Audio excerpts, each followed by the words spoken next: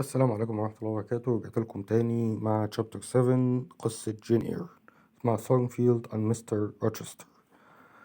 وقفنا المرة اللي فاتت لحد ما جين إير قالت إن هي خلصت مدرسة بقى عندها تقريبا 18 سنة وراحت واشتغلت مدرسة في المدرسة وبقت صديقة مقربة لمس تمبل. وبعد كده مس تمبل اتجوزت وسابت المدرسة، فقررت جين إير هي كمان إن أنا لازم أشوف حياة جديدة أو أبدأ حياة جديدة، فسابت المدرسة وراحت تشتغل في حتة اسمها ثورنفيلد هول. بعتوا كانوا عاملين إعلان إن هم طالبين حد زي مدبرة منزل كده تروح تشتغل عندهم، فراحت تشتغل عندهم. فبتقول لك Thornfield Hall was a large gentleman's house in the country near a town called Milcott. كان بيت راجل من النبلاء في الريف قريب من مدينة اسمها ميلكوت. There, after my 16-hour journey, I was welcomed by Mrs. Fairfax. وبعد رحلة استغرقت 16 ساعة استقبلتني واحدة اسمها Mrs. Fairfax. She was a little old lady dressed in black who seemed glad to have someone else to talk to, apart from the servants. دي كانت ست يعني إلى حد ما كبيرة في السن، مش كبيرة قوي، كانت لابسة أسود وكان شكلها مبسوطة جدا إن هي تلاقي حد تاني تتكلم معاه غير الخدم. Although the house was dark and frightening with its big rooms full of heavy furniture, I was excited at being in a new place and looked forward to my new life there, working for kind Mrs. Fairfax. وعلى الرغم من إن البيت كان ضلمة وشكله مخيف وأوضه كانت كبيرة جدا وفيها أساس كتير، يعني كانت الأوضة مليانة أساس، بس هي كانت متحمسة إن هي بقت في مكان جديد. يعني هي في حياتها كلها ما شافتش إلا المدرسة والبيت بتاع خالها، فأول مرة في حياتها من 18 سنة تطلع بيت جديد أو مكان جديد أو تتعامل مع ناس جديدة، فكانت متحمسة أوي للموضوع ده. وكمان إن هي كانت شغالة عند ميسيس فيرفاكس، دي ست طيبة. But I was surprised to discover on my first full day at Thornfield that Mrs. Fairfax was not in fact the owner, as I had assumed, but the housekeeper, and that my new master was Mr. Rochester, who was often away from home. بس استغربت بعد كده او اتفاجئت، هي كانت فاكرة ان ميسيس فيرفاكس دي كانت هي صاحبة البيت. اتفاجئت بعد كده لما عرفت ان هي مش صاحبة البيت ولا حاجة، هي مجرد مدبرة منزل شغالة فيه زي رئيس خدم كده شغالة في البيت ده، وصاحب البيت كان اسمه مستر روتشستر وكان معظم الوقت مش موجود. My pupil was a girl called Adele, 7 or 8 years old, who was born in France and could hardly speak English. الطالبة بتاعتي كان اسمها أديلي، كان عندها من 7 ل8 سنين وكانت أصلا مولودة في فرنسا وكانت بتتكلم إنجليزي قليل جدا. Luckily I had learned French very well at Loud and had no difficulty in communicating with young Adele, a pretty cheerful child.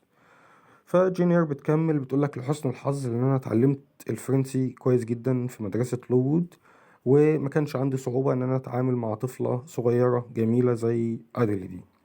It appeared that Mr. Rochester, who had known Adele and her mother very well, had brought Adele back to England to live with him after her mother had died. وتقريبا كده ان مستر روتشستر ده كان عارف أدلي ومامتها كويس جدا، ولما مامتها ماتت جابها انجلترا تعيش معاه. I taught her for several hours every day in the library, although it was not easy to make her concentrate on anything for long, as she was clearly not used to the discipline of lessons. يعني تقول لك كنت بدرس معاها كام ساعة كده كل يوم في المكتبة بتاعت بيتهم، بالرغم ان كان الموضوع صعب جدا انك تخليها تركز في حاجة معينة لمدة طويلة، ان كان يعني ايه ما كانش ديسيبلين هنا مش مقصود بقى تأنيب زي ما احنا متعودين من اول القصة كده ان كل الناس قاعدة تأنب فيها. لا، ديسيبلين هنا اللي هو ايه الالتزام بالدروس والمذاكرة والكلام من ده، يعني معنى اصح ما كانتش مجبرة ان هي تذاكر او تدرس او الكلام ده.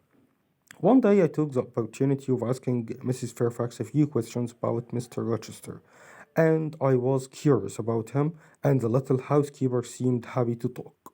في يوم من الأيام جات لي فرصة كده إن أنا أسأل ميسيس فيرفاكس شوية أسئلة عن صاحب البيت اللي احنا شغالين فيه، وأنا كان عندي فضول إن أنا أعرف عنه أكتر، وميسيس فيرفاكس دي ما صدقت إن هي تلاقي حد تتكلم معاه فاتكلمت.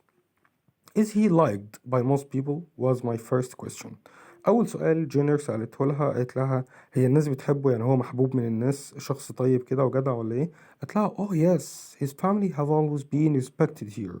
عائلته عائلة محترمة والناس كلها بتحبها. They have owned the land around here for years she replied. والأرض اللي حوالين البيت ده كلها ملكهم على مر السنين يعني. ف جيني قامت لها what do you like him but do you like him what is his character like. تقول لها طب انت بتحبيه، طب هو شخصيته عاملة ازاي؟ فردت عليها مس فيرفاكس قامت لها I have always liked him and I think he's a fair master to his servants. He's a little peculiar perhaps.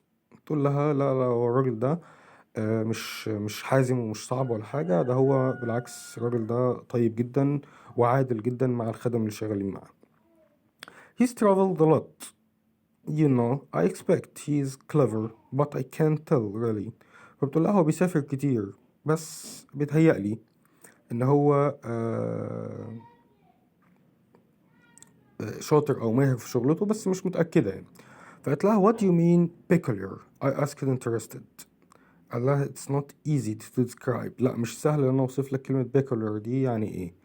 قالت لها you have never sure whether he's serious or joking. يعني ما تعرفيش هو بيتكلم هل كلامه ده بجد ولا بيهزر. You don't really understand him. At least I don't. تقول لها مش سهل انك تفهميه، على الاقل انا مش قادر افهمه لحد دلوقتي يعني. But that doesn't matter. He's a very good master. بس الكلام ده ما يهمش، المهم ان هو راجل طيب جدا وكويس جدا. I could get no further information from Mrs. Fairfax about Mr. Rochester, but instead she offered to show me around the whole house. ما قدرتش أحصل على معلومات أكتر من ميسيز فيرفاكس عن مستر روتشستر ده، بس في المقابل أو بدل ما تديني معلومات أكتر هي عرضت عليا إن هي تخليني أتجول في البيت كله. We went through many large impressive rooms finally reaching the top floor. عدينا على أوض كبيرة مثيرة للإعجاب جميلة جدا لحد ما وصلنا للدور التاني where there was a narrow corridor with several small black doors all shut. كان في ممر ضيق صغير كده وكان في بيبان كتير سودة كلها متقفلة. I stopped to look at them and thought for a moment they looked like prison doors hiding evil secrets. فوقفت كده أبص على البيبان المتقفلة دي كلها وقلت بيني وبين نفسي كده البيبان دي عاملة زي بيبان السجن، أكيد مخبية أسرار شريرة كتير وراها. No sooner had I turned away to go downstairs than I heard a strange ghostly laugh. وبمجرد ما لفيت وشي عشان أنزل سمعت ضحكة زي ضحكة الأشباح كده غريبة مش عارف هي ايه. Mrs. Fairfax I called out as the housekeeper was already on her way downstairs. فميسيس فيرفاكس كانت سابقاها كده ونازلة، فساعة ما سمعت جين اير الضحكة دي قامت نادها عليها Did you hear that laugh? Who is it? قالت لها It may be Grace Poole. She answered calmly. فقلت لها أنت سمعت الضحكة دي؟ مين دي؟ قامت لها ممكن تكون جريس بول. وردت بهدوء كده عاديا She is paid to help the housemaid in her work and always sews in one of those rooms. قالت لها ده واحدة كده بيدولها فلوس عشان تساعد الهاوس ميد اللي هي الخادمة يعني في شغلها، ودايما بتقعد تخيط في واحدة من الأوض دي. I heard the laugh again. It didn't sound human to me. سمعت الضحكة تاني وكان شكلها مش ضحكة بشرية خالص يعني. Grace called Mrs. Fairfax. Mrs. Fairfax قامت لها يا Grace. I didn't expect anyone to answer, but in fact a door opened and a middle-aged woman appeared. بس في المقابل يعني أنا قلت لأ محدش هيرد كده شبح يعني موجود في البيت. فباب اتفتح من البيبان ديت وواحدة في منتصف العمر كده ظهرت. She looked too plain and sensible to be a ghost. لأ كان شكلها واضح كده يعني لأ دي مش شبح خالص. Too much noise, Grace, said Mrs. Fairfax. Remember your instructions. قالت لها أنت عاملة دوشة كتير ليه؟ تذكري التعليمات اللي انت واخداها. Grace nodded and went back into the room. فقامت هزلها دماغها حاضر يا حاجة وقامت داخلة تاني على الأوضة. Several times in the next few months I went up to the top floor again where I could look out of the high windows in the roof to see the surrounding countryside and be alone with my thoughts. فبتقول لك كذا مرة كده كام شهر اللي بعدها كنت بطلع لوحدي الأوضة اللي فوق دي، الدور اللي فوق ده، واقعد ابص من الشبابيك كده على القرية المحيطة واقعد لوحدي وافكر مع نفسي كده يعني. I was very happy teaching pretty little Adley in the daytime and talking to kind old Mrs. Fairfax in the evening. قلت لها كنت مبسوطة إن بالنهار بعلم أدلي ديت وبالليل بقعد أتكلم مع Mrs. Fairfax. But I felt that something was missing from my life. بس كنت حاسة برضو إن في حاجة ناقصاني. I had dreams of a greater and better life and above all I wanted to do more. أنا كان عندي أحلام وطموحات لمكانة وحياة أحسن من كده بكتير، وفوق ده كله أنا كنت عايزة أعمل حاجة أكتر من كده أو حاجة أكتر من كده. People are not always satisfied with a quiet life and women as well as men need action. الناس دايما ما بتبقاش ما بترضاش بمعنى صح يعني بالحياة الهادية، بتبقى دايما عايزة فيه أكشن كده أو فيه أي تغيير في حياتها يعني. While on the top floor I often heard Grace Poole's strange laugh and sometimes I saw her too. أحيانا لما كنت بقى في الدور التاني كنت بسمع ضحكة جريس بول دي، وأحيانا كنت بشوفها. She used to go silently in and out of the room with a plate of food or a glass of beer. كانت متعودة إن هي تطلع وتخش بهدوء وبصمت الأوضة ديت ومعاها يا إما طبق أكل يا إما كوباية بيرة. One day in January I had a free afternoon as Adley was ill, so I decided to walk to Hay, a village 2 miles away, to post a letter for the housekeeper. الهاوسكيبر اللي هي مسز فيرفاكس دي قالت لها عايزاكي تروحي قرية اسمها هي يعني قش أصلا، بس هنا مش مقصود بقى قش، هي مقصود بقى اسم القرية دي على بعد ميلين من البيت، وتروحي تبعتيلي جواب. فطبعا بما ان انا كنت فاضية في اليوم ده لان ادلي دي كانت تعبانة فطبعا مش هتاخد درس ولا حاجة، فوافقت. It was a bright frosty day and I was enjoying the fresh air and the exercise. كان اليوم جميل ومشرق وكل حاجة، وانا كنت مستمتعة بالهواء الجميل وبالحركة اللي انا يعني exercise اللي هو ايه ان هي حركة رجلها طلعت بره البيت يعني. Stopping on the lonely road, I watched the sun go down in the trees behind Thornfield, and then in the silence I heard a horse approaching. وقفت كده على الطريق اللي مؤدي للقرية ديت وبشاهد غروب الشمس بين الشجر في غابات ثورنفيلد، وفجأة في الصمت ده سمعت صوت حصان بيقرب. Suddenly there was a crash as the horse slipped and fell on the ice, bringing down its rider. فجأة الحصان ده اتزحلق قصدي، وقع على التلج، والراكب اللي ركب على ظهر الحصان ده وقع على الأرض. I ran to see if I could help the traveler who was swearing furiously as he pulled himself free of his horse. طلعت أجري أحاول أساعد الراجل ده اللي كان بيحاول إن هو قاعد بيزعق وبيلعن في الحصان يعني، وهو غضبان جدا وبيحاول يسحب نفسه من تحت الحصان. Are you hurt sir? Can I do anything? I asked. فجينير بتقول له انت اتصبت اتعورت يعني ممكن اعمل لك اي حاجة. Just stand back. He growled ده اللي هو صوت الكلب لما بيجي يعمل ايه مش عارف اقولها ازاي، الكلب لما بيجي يزمجر كده. فالمهم ايه زعق لها يعني قال لها ايه ارجعي انت بس ورا كده as he lifted himself painfully to his feet. طبعا مش قادر يقف على رجله فرفع نفسه كده وقف على رجله قال لها بعيدي. Obviously his leg hurt him and he sat down quickly. فرجله وجعته قوي ما قدرش يقف على رجله قام قاعد تاني بسرعة. If you need help sir I can fetch someone either from Thornfield Hall or from Hay I offered. فجين اير قالت له طب لو انت محتاج مساعدة ممكن ادور على اي حد يساعدك يا اما من ثورنفيلد هول او من قرية اسمها هيدي. قال لها thank you but I don't need anyone I haven't broken any bones he replied crossly. فرد عليها برضه بغضب كده ومكشر قال لها متشكر مش عايز مساعدة من حد انا ما فيش عظمة عندي اتكسر يعني. I could see him clearly in the moonlight. كنت شايفاه كويس قوي او بوضوح في نور القمر. He was a medium height. كان متوسط الارتفاع، ما كانش يعني لا طويل ولا قصير. With wide shoulders. كتاف عريضة. And a strong chest. وصدر قوي. He had a dark face with angry looking eyes and was about 35. كان وشه غامق، اللي هو مش أبيض يعني، وعينيه شكلها غضبان كده، وكان حوالي 35 سنة. If he had been a young, attractive gentleman, I would have been too shy to offer help. But as he was not handsome and even quite rough, I felt I wanted to help him.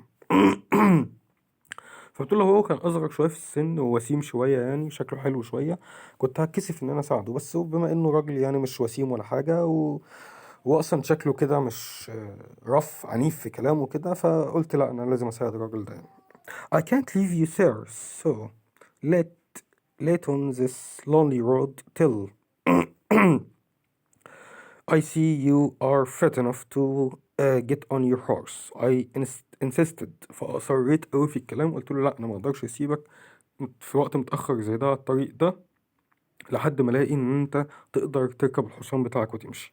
He looked at me for the first time when I said this. فقام باصص لي أوي كده لأول مرة، يعني كل ده هو كلمها من غير ما يبص لها.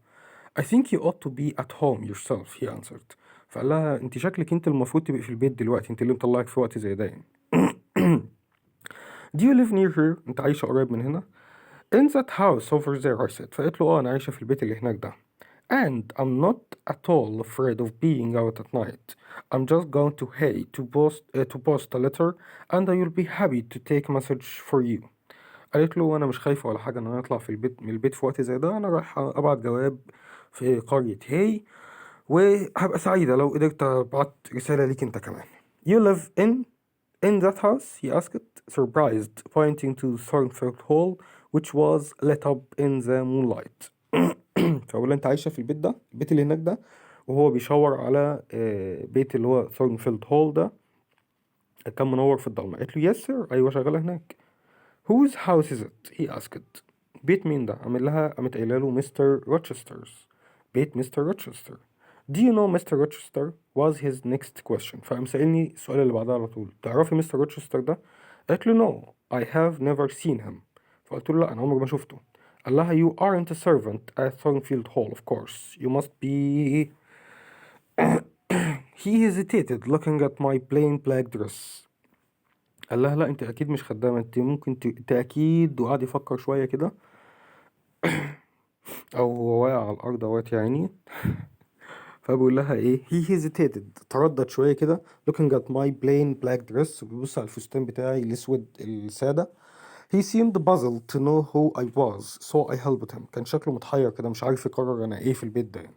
فقلت له I am the governess يعني زي قلنا زي مدرسة كده او حاجة. The governess, I had forgotten. ده أنا نسيت. He tried to get up but his leg was still hurting him badly. حاول يقف على رجله بس رجله كانت لسه بتوجعه قوي. I don't want you to fetch help but you could help me yourself if you like. قال لها خلاص ما تدوريش على حد يساعدني، انت ممكن انت تساعديني لو حابة يعني. قالت له of course sir، أكيد طبعا. And so he leaned his weight on my shoulder and I helped him walk to his horse. فرمى حمله على كتفي، يعني سند عليا كده، وانا ساعدته لحد ما يوصل للحصان بتاعه. In a moment he had jumped on to the horse's back. وفي دقيقة كان ناطط على ظهر الحصان. Thank you. Now take your letter to Hay, then hurry home. He called as he rode off into the distance. وهو ماشي كده ركب حصانه وماشي، عمل لها خلاص بسرعة يلا ايه ابعتي الجواب بتاعك وارجعي البيت بسرعة. I walked on glad to have helped someone, to have done something active for once. فمشيت وانا فرحانة عشان ساعدت حد وعشان عملت حاجة، عملت نشاط جديد يعني. In my mind I saw that dark strong face and I still felt excited by our meeting. وفي خيالي كده كنت لسه شايفة الوش ده، الوش القوي اللي هو الغامق ده، وكنت حاسة ببعض الإثارة كده من المقابلة اللي احنا قابلناها. Even when I arrived back at Thornfield I didn't go in for a while. حتى بعد ما رجعت البيت تاني ما دخلتش البيت على طول، فضلت واقفة بره شوية. I didn't want to go into the dark house where I would spend the evening quietly with old Mrs. Fairfax. هخش البيت ضلمة وهفضل قاعد طول الليل مع مسز فيرفاكس. قلت لا مش هخش البيت، أنا هفضل واقفة بره شوية. So I stayed outside staring up at the moon and the stars with a beating heart. with a beating heart آسف. وقفت في بره قعدت أبص على القمر وأنا قلبي بيدق. wishing and dreaming of a different more exciting life. وأنا بتمنى وبحلم بحياة مختلفة وفيها بعض الإثارة. When I entered, the servants told me that Mr. Rochester had arrived and that he had hurt his leg when his horse slipped on ice on the road to Hay. أول ما دخلت الخدم قالوا لي إن مستر روشستر جه وإن هو عور رجله أو رجله اتعورت لما وقع الحصان بتاعه اتزحلق على التلج ووقع في طريقه لقرية هاي.